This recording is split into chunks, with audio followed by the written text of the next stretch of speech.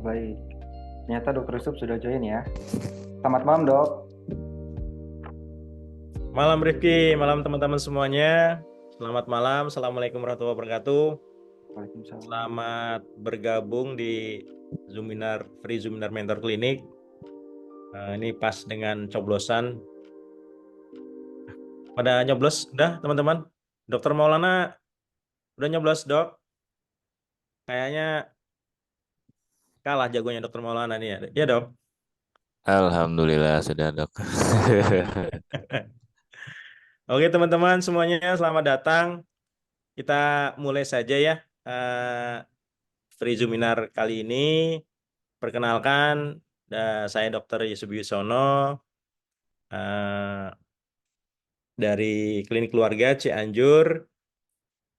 Saya kebetulan sudah mengelola klinik keluarga dan ini kita bergabung di Zoominar Mentor Clinic. Kita membantu belajar bareng-bareng terkait bagaimana mengelola dan manajerial klinik kita sebagai owner klinik, sebagai pengelola klinik. Oke, izin share screen teman-teman semuanya. Kita mulai saja.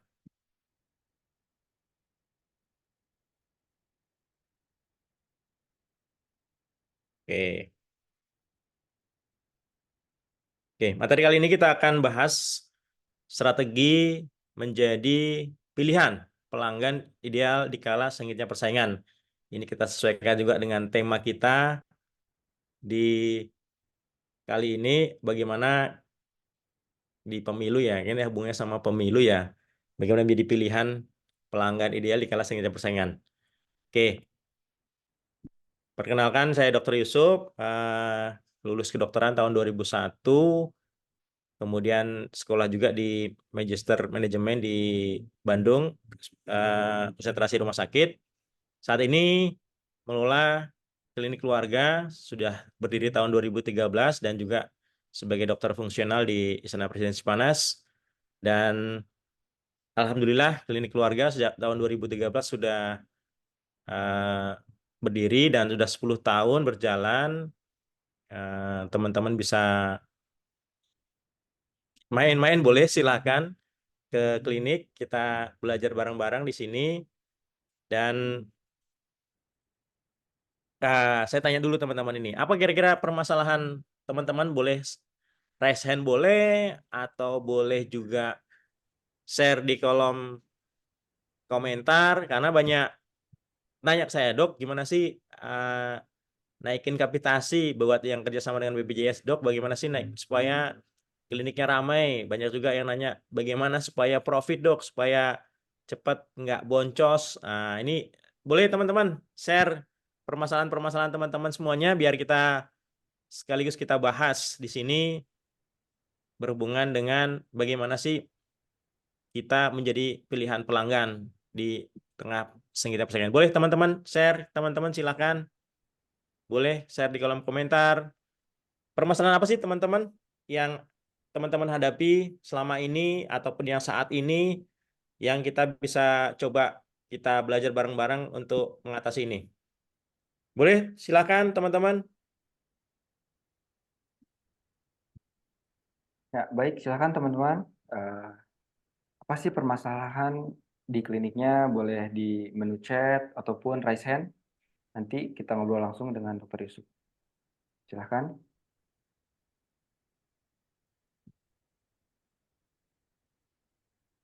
Boleh teman-teman? Ada? Kalau nggak ada, Dokter Maulana atau Dokter Robi, Kang Robi, atau dokter siapa yang lain? Bu Nafla. Oke. Kalau gitu, tanya lagi nih Baik, Dok. teman-teman. Ini udah ada nih pertanyaan dari Kang Robi Aldi Nugraha. Cara keluar dari zona persaingan harga itu gimana sih, Dok? Ya, silakan untuk dijawab, Dok. Oke ya, ada lagi teman-teman. Zona persaingan harga. Masing-masing, mungkin masing-masing persaingan ini ya, harga ya. Diskon, apa segala macam. Ada lagi teman-teman?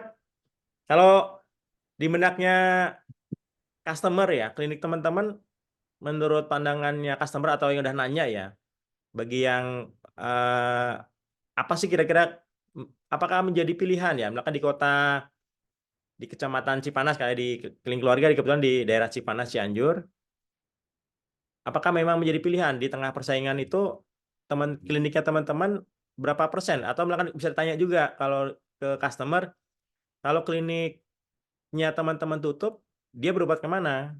Ataukah mereka mau nunggu kah? Atau mereka nunggu sampai buka? Atau mereka ke klinik lain? Nah, di benaknya customer, kira-kira apakah kliniknya teman-teman jadi pilihan? Atau bahkan kesannya jelek, brandingnya jelek karena jutek, pelayanannya jutek, atau dokternya jarang buka, kadang-kadang buka, kadang tutup. Nah, kayak dokter Maulana dikenal mahal. Nah, ini kan berarti brandingnya ya. Brandingnya dikenal mahal. Kenapa? Nah, ini. Ada lagi dok, kira-kira persepsinya customer. Bagaimana sih kalau sudah brandingnya seperti tadi dokter Maulana, brandingnya mahal, bagaimana memperbaiki supaya kesannya bagus, kesannya baik. Oke, teman-teman ada yang mau share lagi?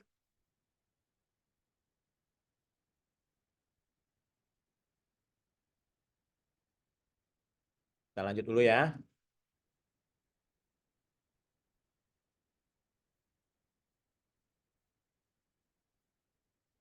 Oke, setelah teman-teman tadi di benaknya customer apa sih? Tadi ada yang dikenal mahal, ada yang kurang ramah, jutek, ada juga yang bagus. Kliniknya bagus, Umi, pelayanannya bagus. Nah, kalau kita bicara dari si guru marketing kita, Seth Godin mengatakan bahwa don't find customer for your product, but find product for your customer. Jangan cari pelanggan, jangan cari customer, jangan cari pasien untuk klinik teman-teman, tetapi carilah produk ataupun buatlah produk buat klinik untuk customer kita. Jangan cari customer untuk produk, tetapi carilah produk untuk customer kita. Jadi kita cari dulu apa klinik kita ini bisa memecahkan permasalahan apa dari pasien kita. Nah, bagaimana produk kita, klinik kita memecahkan permasalahan dari customer kita. Nah, kalau itu sudah menjadi teman-teman bisa menjawab itu, maka teman-teman pasti menjadi pilihan dari kliniknya, dari customer. Kliniknya menjadi pilihan. Oke, sedikit cerita bagaimana proses berdirinya klinik keluarga sejak tahun 2013 kita berdiri, kira-kira udah 10 tahun. Kemudian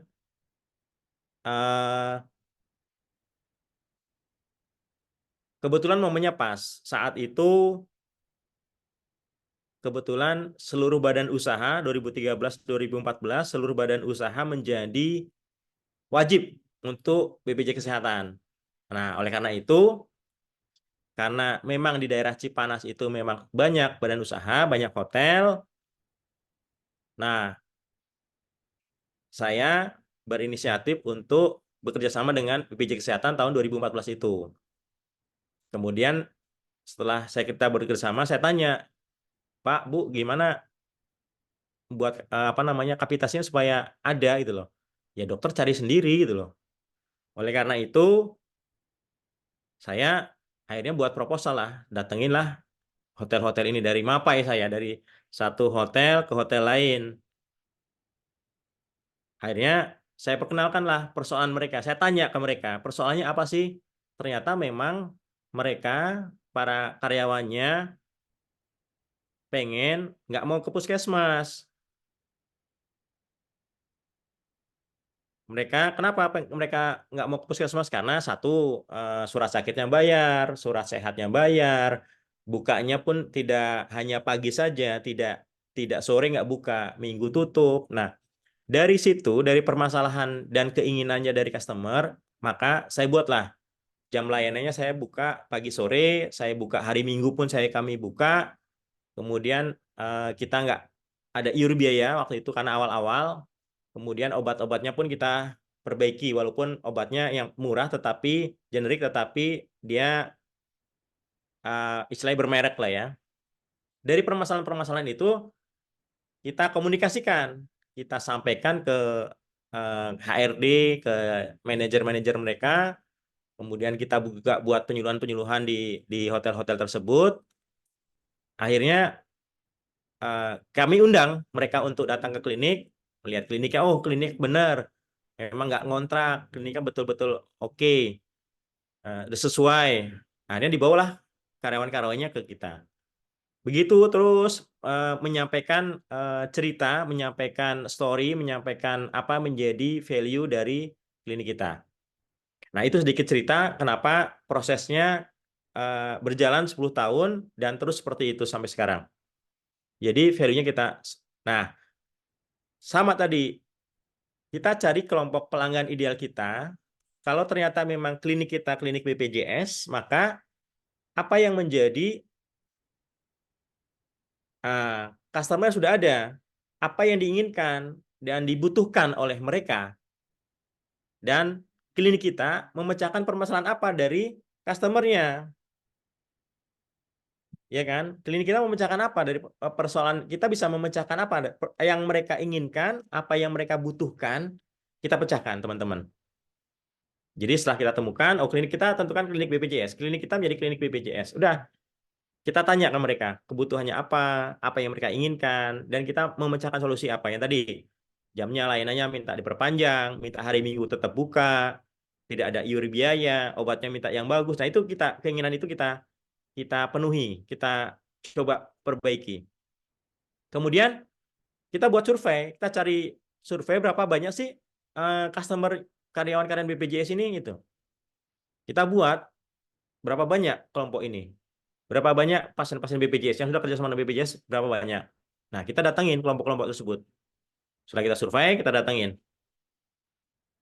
Oke, datangin berapa banyak. Jadi kita tahu klinik kita, ataupun kita bisa contoh kalau kasusnya klinik BPJS ya, kita bisa nggak kita mengakuisasi kapitasi di customer lain, di klinik lain atau di kompetitor lain, di puskesmas segala macam. Gimana caranya? Ya, apa yang menjadi keunggulan kita itu dikomunikasikan, yang tidak ada di tempat lain. Oke. Ketiga, ya tadi komunikasikan ke kelompok customer tersebut value klinik kita, baik itu lewat media sosial, kita datengin juga kelompok-kelompok tersebut, kita buat penyuluhan. Waktu awal-awal kita buat apa yang menjadi yang bisa dimanfaatkan, karena banyak mereka nggak tahu sih manfaat dari BPJS itu apa saja, termasuk KB, termasuk persalinan. Nah, itu kita komunikasikan yang menjadi keunggulan kita dibandingkan dengan keunggulan kompetitor. Nah, value-value klinik kita itu kita sampaikan. Nah, gimana dok kalau kliniknya udah jalan nih, sudah berjalan 5 tahun, udah 10 tahun, brandingnya udah jelek, terus gimana? Itu kan kalau memang kita mau buat klinik, mau buat produk, kita cari customer-nya dulu, apa keinginan dan kebutuhannya mereka, kita survei banyaknya berapa, baru kita komunikasikan, baru kita buat produknya. Nah, kalau sudah berjalan seperti apa? Gimana sih? Ya, pertama kita evaluasi data kembali. Yang pasien yang sering datang ke klinik kita, mereka datang karena apa sih? Teman-teman bisa ngobrol, bisa nanya, bisa juga bikin survei, apa kebutuhan dan keinginan pasien kita. Kita ini di benaknya customer itu apa sih? Di benaknya mereka apa? Nah, ini teman-teman bisa jadi contoh, ini empathy maps, apa yang dirasakan mereka, apa yang didengar, apa yang dilihat, apa yang dikatakan mereka, apa yang mereka perbuat. Kalau perlu behavior, perilaku mereka kita amati, dan kesakitan dan keinginan mereka apa, pain and gain-nya mereka apa. Nah, ini ini teman-teman harus ngobrol, bisa cari, bisa dalami, bisa ngobrol-ngobrol dengan mereka. Ngobrol aja teman-teman. Ngobrol aja, nanti kita bisa minta feedback dari mereka, keinginan mereka apa, saat mereka ke klinik apa yang mereka cari, kalau mereka sakit mereka kemana, apa yang mereka harapkan dari kalau mereka berobat, kebutuhan apa, bisa. Kalau teman-teman punya rekam medis elektronik, itu bisa dimanfaatkan teman-teman. Dari data rekam medis elektronik, pasien-pasien yang datang ke kita, itu usianya berapa, laki-laki perempuan berapa banyak, pekerjaannya apa, kemudian istilahnya buyer persona ya. Teman-teman bisa buat buyer persona dari customer-nya teman-teman semuanya. Dari situ, mana layanannya yang sering dipakai, apakah layanan bidan, apakah layanan gigi, layanan umum, apa saja penyakit yang sering muncul, obat-obat apa saja yang sering dipakai. Nah, itu teman-teman bisa buat buyer persona, kemudian dari kelompok pelanggan itu teman-teman bisa tanya ini, apa yang mereka rasakan, apa yang kalau lebih banyak teman-teman lansia berbeda dengan usia muda atau usia produktif, beda juga dengan memang anak-anak. Nah, ini bisa teman-teman cari teman-teman atau pekerjaannya pekerja pabrik atau apakah memang lebih banyak dari PBI atau memang pekerja hotel, karyawan hotel. Nah, ini masing-masing berbeda teman-teman. Ya, teman-teman bisa ngobrol, bisa cari datanya, bisa juga buat survei. Nah, setelah itu, setelah dapat, baru bagaimana sih menjadi pilihan? Kita menjadi pilihannya mereka, teman-teman. Nah, ini menjadi dasar teman-teman untuk standarisasi bagaimana sih kita menjadi pilihannya mereka. Setelah kita mendapatkan data itu, pertama adalah kualitasnya pertama, layanan. Kuncinya adalah tim medis kita ramah, ya terutama startnya adalah sebuah klinik itu adalah dokter. Bagaimana dokternya ini satu memang profesional, berkualitas, ramah, pinter, ngobatinya sembuh. Nah, itu menjadi kunci. Begitu juga dengan front office. Baik itu kalau ada teman-teman ada satpam, OB, orang pendaftaran, perawat. Front office itu menjadi mukanya klinik kita. Jadi teman-teman sebisa mungkin membuat standar service. Baik itu ke tim layanan di depan maupun teman-teman dokternya. Kita pun evaluasi juga semuanya, baik itu dokter terutama profesionalisnya terkait terapinya, terkait bagaimana dia komunikasi dengan pasien, teman-teman juga kita evaluasi. Karena ini salah satu kunci untuk memberikan pelayanan yang berkualitas. Nah, yang kedua adalah fasilitas. Tempat ruang tunggunya, ada tempat main anak-anak, yang tadi kebutuhannya mereka, apa yang mereka rasakan, apa yang mereka inginkan, apa yang mereka lihat, apa yang mereka dengar. Nah, dua ini teman-teman, rata-rata hampir 50%, 70-80% itu kunci. Pertama, tim kita, dokter, perawatnya ramah, profesional. Yang kedua adalah tempat tunggunya buat nyaman. Bisa teman-teman buat ada tempat bermain, ada mungkin wifi gratis, ada mungkin kalau di kemarin saya main-main ke klinik Edelweiss, tempatnya Dr. Rahman, dan klinik Ar-Rahman di Karawang, tempatnya Dr. Sigit. Nah, memang dibuat senyaman mungkin. Mereka merombak yang tadinya dirombak ruangannya, tempatnya dibuat senyaman mungkin, ada tempat bermain, ada coffee shop, jadi orang nunggu, ada majalah, ruangannya seperti nunggu, tempat duduknya nyaman. Yang tadinya ratingnya jelek, bisa menjadi ratingnya berubah naik. Yang tadinya kapasitasnya pelan-pelan dia beranjak naik. Kemudian kunjungannya pun naik. Nah, itu teman-teman pengaruhnya bagaimana tempat. Kuncinya karena itu adalah menjadi corong depannya. Yang kedua, keramah tamahannya. Dari pekerja kita, front office kita, terutama dokter. Nah, itu yang menjadi kunci, dua ini menjadi kunci. Nah, selanjutnya adalah baru buatlah edukasi. Bagaimana teman-teman baik itu media sosial ataupun buat penyuluhan. Value-nya klinik kita yang tadi kesimpulan dari apa yang diinginkan, apa yang dirasakan teman-teman pasien itu kita buat. Kemudian kita komunikasikan. Kita edukasi lewat media sosial ataupun lewat penyuluhan. Kita lebih dekat ke masyarakat. Kalau ada posyandu, ada pemeriksaan kesehatan gratis, teman-teman bisa kontak komunikasi dengan masyarakat. Kalau BPJS juga, kalau teman-teman mengelola Prolanis, teman-teman bisa buat komunitas itu menjadi salah satu pintu masuk untuk sebagai corong marketing kita. Jadi dari kedekatan, dari komunitas Prolanis, dari ibu-ibu senam, itu bisa jadi corong untuk marketing kita. Next adalah teknologi. Kalau teman-teman punya ada rekam medis elektronik ya buat daftar antrian online, bisa lewat mobile, bisa lewat WA, memudahkan pasien untuk tidak mengantri, bagaimana membuat sistem supaya ngantrinya tidak terlalu lama. Kemudian kalaupun ada contoh di teman-teman punya klinik kecantikan atau klinik hitan atau klinik gigi, buat teknologi yang modern, jadi terbarukan, makin teknologinya makin canggih, makin terbarukan, itu salah satu kunci untuk menjadi pilihan juga. Kalau daftar online memudahkan, intinya memudahkan, membuat pasien lebih nyaman, lebih cepat penanganannya, apa yang dirasakan problem dia, masalah dia cepat tertangani, itu menjadi pilihan salah satunya.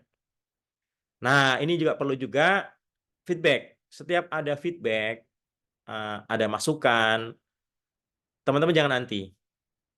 Kalau orang bilang feedback is breakfast for champion. Segera lakukan perbaikan. Yang tadi ya, apa yang diinginkan oleh customer, teman-teman ada orang komplain terkait nunggunya lama, dokternya jutek, teman-teman perbaiki teman-teman. Berarti itu masukan. Teman-teman jangan anti, ini masukan untuk meningkatkan kualitas layanan yang lebih berkualitas.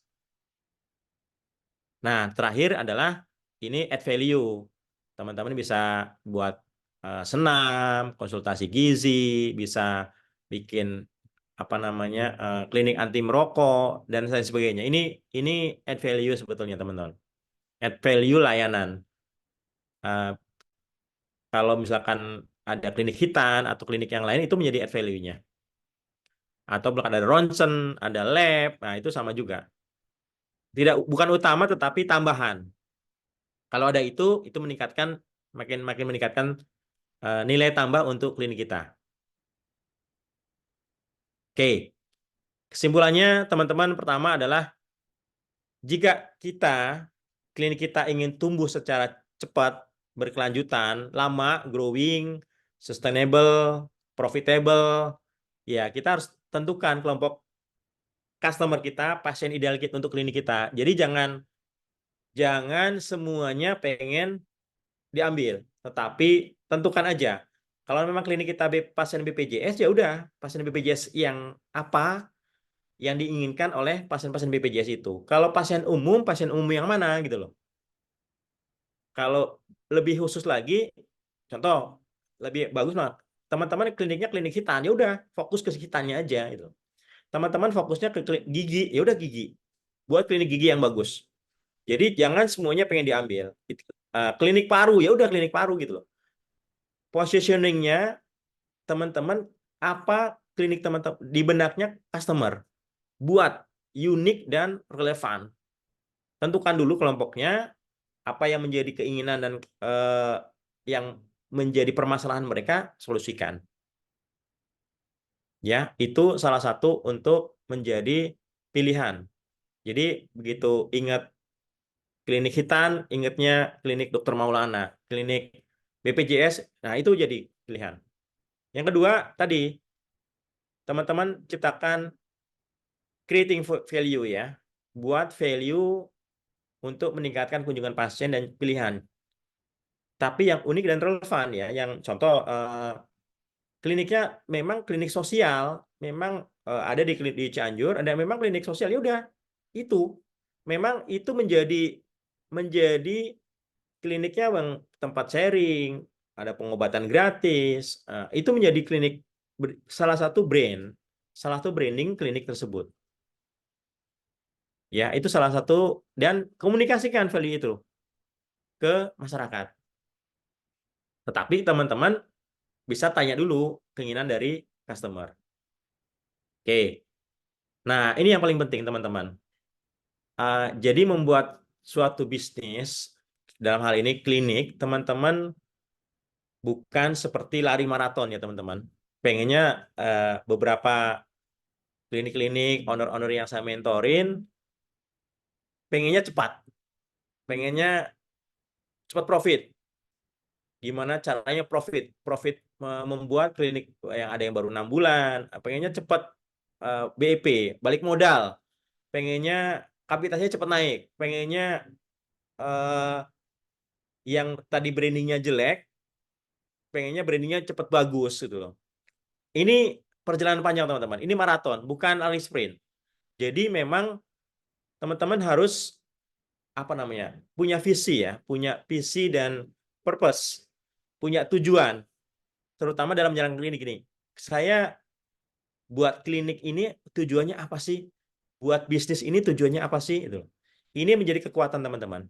Karena pusingnya ngurus tim, bagaimana menangani komplain pasien, bagaimana terkait perizinan, kebijakan pemerintah, BPJS, baik itu regulasi, akreditasi, kebijakan. Yang ketiga, bagaimana ngurus keuangan, cash flow. Ini tantangannya makin berat, teman-teman. Jadi, kalau teman-teman tidak punya visi dan purpose yang kuat, pasti mundur. Banyak klinik-klinik, ya karena ini perjalanan panjang. Yang kuncinya lagi adalah bentuk tim. Teman-teman harus membentuk tim. Nggak bisa teman-teman sendiri. Harus ada supporting dari tim, teman-teman. Nah, yang kedua adalah fokus pada klinik yang mendukung visi dan kembangkan jadi besar. Nah, yang saya bilang tadi, teman-teman banyak yang di fungsional, di puskesmas, ataupun di rumah sakit, tapi bangun klinik juga. Memang rata-rata yang saya lihat memang agak berbeda dengan yang memang full fokus di kliniknya. Ataupun teman-teman yang buka klinik tetapi tergoda juga untuk bisnis yang lain. Entah itu buka ayam, entah mungkin jadi trainer, ataupun yang lain-lainnya. Banyak yang buka apalagi bisnis kopi, buka macam-macam teman-teman. Biasanya terpecah, konsentrasinya terpecah. Oleh karena itu dibutuhkan persisten dan konsisten teman-teman ya. Dibutuhkan tekad, dibutuhkan fokus untuk teman-teman. Memang kalau memang mau fokus ke klinik ya klinik, kembangkan kliniknya. Kalau mau fungsional, teman-teman jadi fungsional ya jago. Teman-teman jago di fungsionalnya, jadi spesialistik ya. Ataupun mau mengembangkan bisnis, kalaupun mau mengembangkan bisnis lain, kuatkan dulu kliniknya. Jadi berikan waktu, tenaga, dana untuk memang klinik itu menjadi besar. Bentuk tim, teman-teman. Bentuk tim yang kuat, yang menjalankan klinik sini. Kalau sistemnya sudah berjalan, boleh teman-teman buka cabang. Jadi jangan buru-buru untuk membuka cabang ataupun buka usaha lain kalau kliniknya belum berjalan secara profitable, sustainable, dan growing. Belum terbuktikan. Teman-teman sabar dulu, bentuk timnya. Kadang-kadang gini, kadang-kadang teman-teman buka kliniknya udah berkembang, maju segala macam, kemudian timnya sudah terbentuk, tiba-tiba tergoda bisnis lain, entah itu bisnis ayam, bisnis kontraktor, bisnis proyek segala macam. Karena terpecah konsentrasinya, baik itu dananya tersedot ke sana, ke bisnis yang lain, dana kliniknya ya, ataupun timnya biasanya. Timnya, dia timnya bagus nih, saya punya bisnis lain, ditarik timnya. Kacau ini. Baik itu dananya maupun timnya jadi kacau. Cash flow-nya jadi kacau nanti. Kalaupun teman-teman mau buka bisnis lain ataupun klinik lain, bentuk tim baru. Cari pendanaan baru, jangan mengganggu dana ataupun kliniknya. Bentuk tim baru, fokus. Jadi jangan mengganggu, ini tetap berjalan. Itu saran saya teman-teman, banyak ini masukan untuk teman-teman sekalian untuk fokus. Kalau kita memang mau fokus mengembangkan klinik, ayo kita sama-sama kembangkan klinik kita majukan klinik kita menjadi lebih besar, lebih profit, lebih bertahan sehingga jangka lama. Sampai betul-betul sudah terbentuk, baru kita sistemnya sudah jalan. Kalau mau buka lagi ya cari tim lagi, cari dana lagi, jangan mengganggu dana ataupun tim yang ada di klinik kita. Oke, pesannya trying to be everybody, you will be no. Nggak semua orang bisa melakukan semuanya ya teman-teman ya. Jadi butuh tim, butuh supporting. Itu teman-teman sekalian, boleh kita sharing-sharing, ada tanya-tanya, boleh kita berbagi. Terima kasih. Wah, luar biasa sekali ya, Dr. Yusuf. Terima kasih. Silakan rekan-rekan jika ingin ada yang tanyakan, silakan ditulis di kolom chat ataupun raise hand. Nanti kita ngobrol secara langsung. Nah, Dr. Maulana sudah raise hand. Silakan, Dr. Maulana.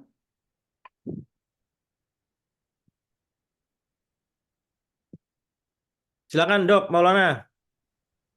Open mic, boleh lihat mukanya juga nggak apa-apa. Kangen juga sama Dr. Maulana. Boleh Dok, silakan Dok. Halo, Assalamualaikum Dr. Yusuf. Waalaikumsalam warahmatullahi wabarakatuh. Ya, izin dok. Klinik saya kan baru dari tahun 2020 dok. Pas pertama kali pandemi bikin klinik. Peserta BPJS-nya juga baru 2.500. Awalnya saya tuh bikin klinik tuh untuk menengah ke atas. Awalnya menarget customer, target market kelas menengah ke atas. Tapi kesini kayaknya kalau nggak masuk ke BPJS kayaknya bakal ketinggalan dok. Itu pemikiran Ya, saya karena kan di kecamatan saya tuh klinik masih sedikit dok, nggak ada sama sekali itu yang kerja ya, sama BPJS. ya, Terus saya berpikir kapitasi puskesmas kan rata-rata 30.000 ke atas dari 4 ya. kecamatan ini. Jadi saya mikir dari 4 kecamatan ini bisa diambil nih peserta BPJS-nya. Nah menurut dokter gimana nih? Fokus di umum, menengah ke atas atau BPJS juga kita ambil dok? Nah, karena kompetitor belum ada gitu dok yang menggarap ke BPJS. Gitu dok, terima kasih mohon masukannya.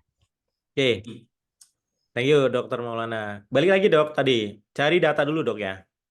Cari data dulu ataupun pasien-pasien yang sudah datang ke klinik kita boleh ditanya. Kalau dokter punya rekam medis elektronik, datanya bisa dilihat. Bisa dilihat kecamatan mana saja, desa mana saja, kemudian usia berapa, bikin bayar persona Dok ya. Usia berapa, laki-laki perempuan, pekerjaannya apa, karir pabrik kah, di situ banyak pabrik kah, atau terus yang kedua dari data rekam medis satu, data kita cari data dulu teman. Jadi, pasien-pasien apa saja yang datang ke klinik kita. Yang kedua, dokter bisa cari data BPS, data statistik ya. Dokter di wilayah dokter ini lebih banyak pasien BPJS kah atau pasien umum?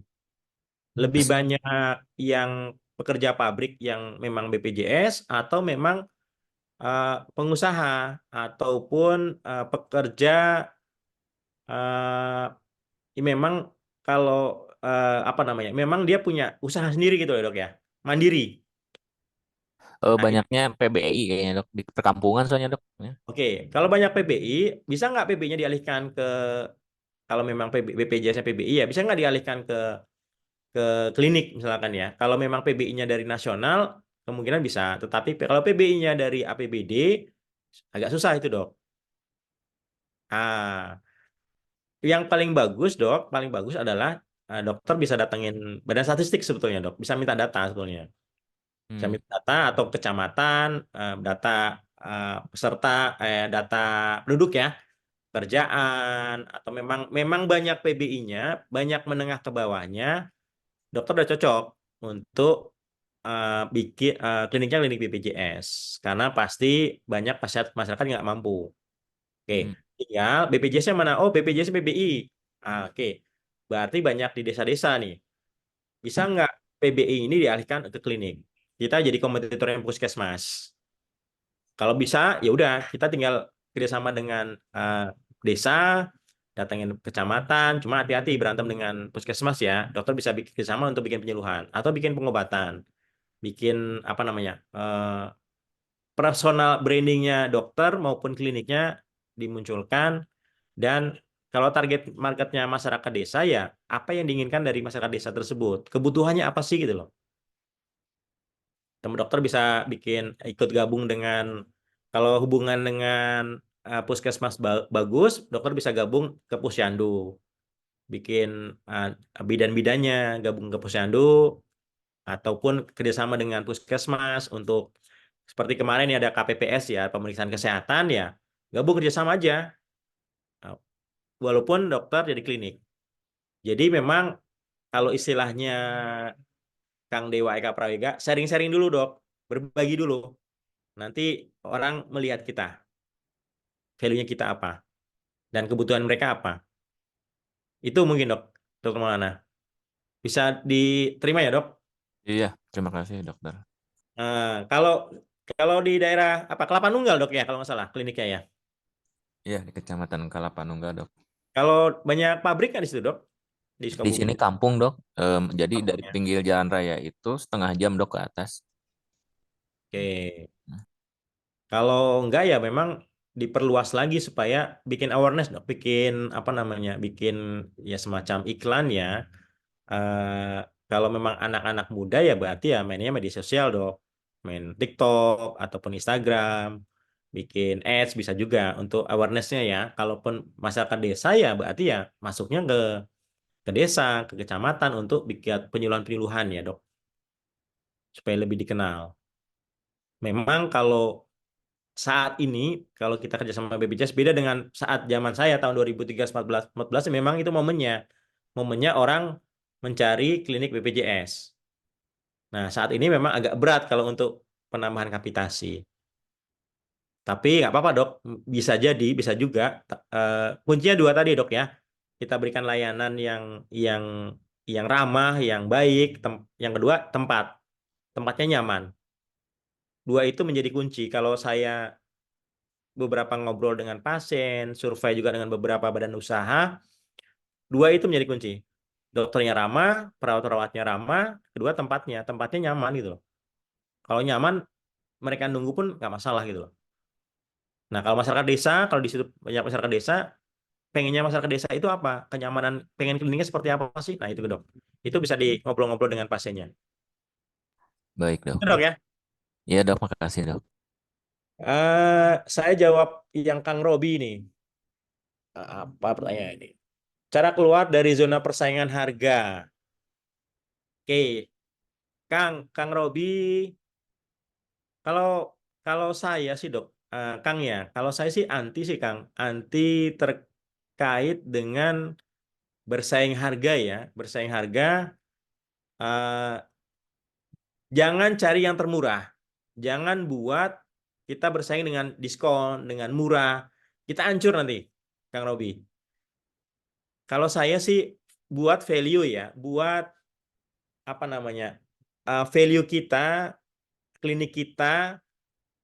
Kalau sudah menjadi pilihan masyarakat, apa yang diinginkan masyarakat, baik itu keramah tamahannya, baik itu tempatnya yang nyaman, pelayanannya bagus, terus sembuh, sembuh udah pasti, Kang. Yang kedua, itu pasti menjadi pilihan. Kalau kita bersaing di murahnya, jangan kejar, Kang. Makin makin banyak kompetitor, orang akan nyari yang murah, agak hancur kita nanti. Cash flow-nya nggak akan utuh. Mending perbaiki layanan kitanya aja. Perbaiki layanan kitanya aja, apa yang menjadi tadi kebutuhannya dari masyarakat situ, masyarakat klinik sekitar yang menjadi pilihan itu apa? Nah, itu eh, kliniknya buat value-nya dan itu dikomunikasikan ke mereka. Itu ya Kang Robi ya. Mungkin kalau ada yang mau ditanyakan boleh resen atau boleh nambahin Kang. Jangan jangan bersaing di di harga Kang ya. Oke, tadi Kang Apri Haryono tadi agak resen ya. Boleh silakan kalau mau nanya tadi pertanyaannya cara menentukan lokasi klinik terbaik. Boleh dokter atau Pak Apri atau Kang Apri Haryono Hafid silakan Ya, halo perkenalkan. dok. Malam dok, saya Apri Malam. dok, dari Tangerang sih dok. Oke. Ini dok, mau tanya dok, saya kan memang belum ada klinik dan mungkin nanti kalau ada rezekinya akan bikin sebuah klinik gitu ya dok ya. Ya. Menurut dokter tuh untuk cara menentukan lokasi yang terbaik untuk agar customer kita banyak itu bagaimana ya dok ya, menurut pengalaman dokter? Terus terkait dengan sumber daya manusia, misalkan kita ingin mempekerjakan perawat, terus atau front office yang ramah dan baik hati, pokoknya yang memang bisa pelayanannya bagus itu dari kita itu gimana sih cara menilai agar bisa mendapatkan pegawai-pegawai yang seperti itu gitu dok. Oke. Ya, mungkin itu aja sih Makasih dok. Makasih dok.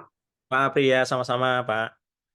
Pertama, lokasi itu contoh di daerah Tangerang. Di daerah Tangerang kita mau buat klinik. Kita yang tadi sama, kita buat studi kelayakan, visibility study, studi kelayakan di daerah tersebut.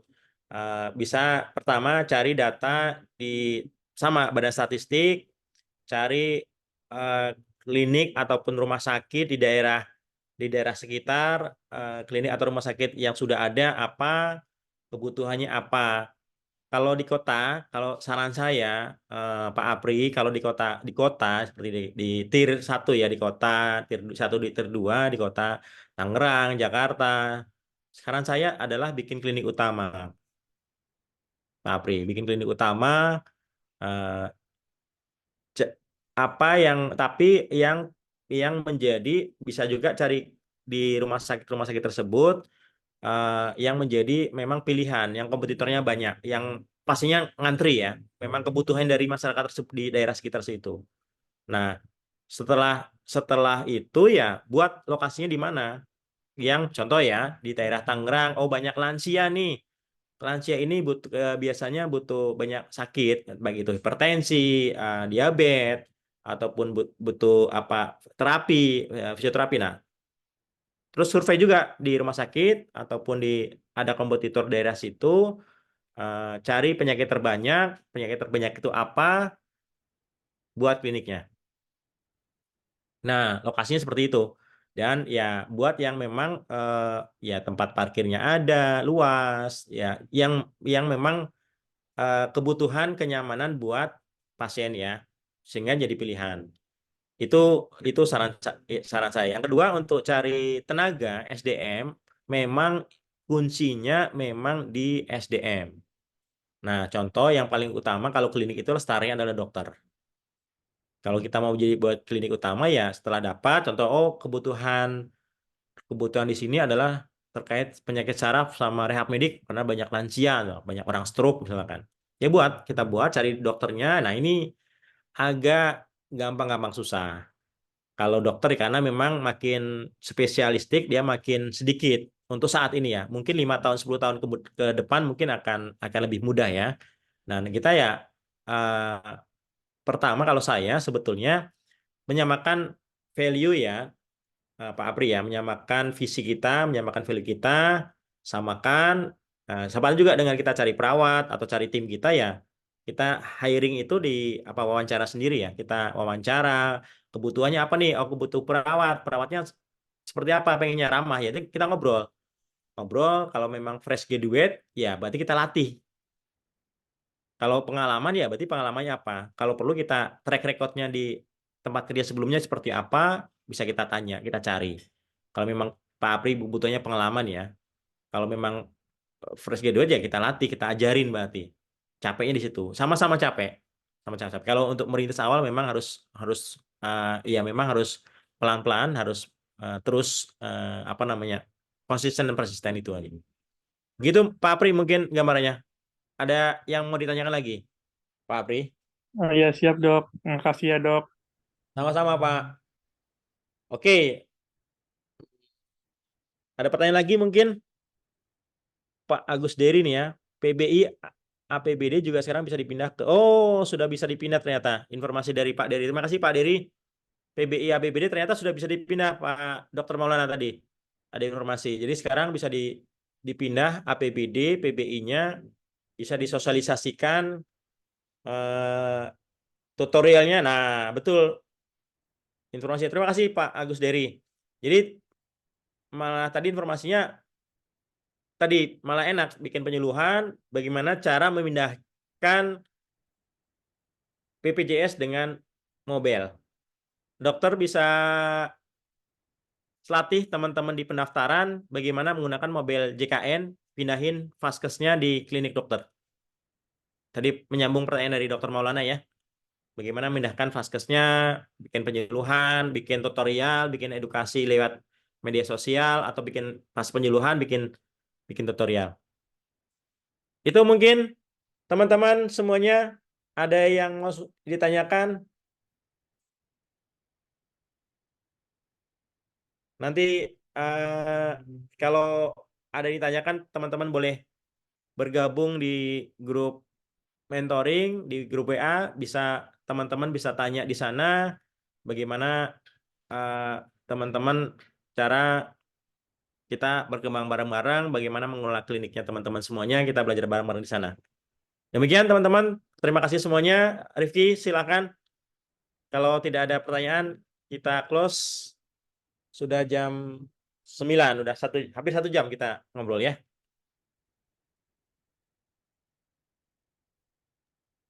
Oke, baik. Terima kasih Dr. Yusuf atas penyampaiannya. Mungkin tadi poin-poin pentingnya adalah kita gitu sebagai yang mengelola klinik harus menentukan value dari kliniknya, lalu juga misalkan memperbaiki pelayanan mulai dari dokter, front office-nya, bahkan fasilitas di kliniknya. Dan juga masalah branding dan juga untuk menentukan target market. Mungkin hanya itu saja. Terima kasih Dr. Yusuf.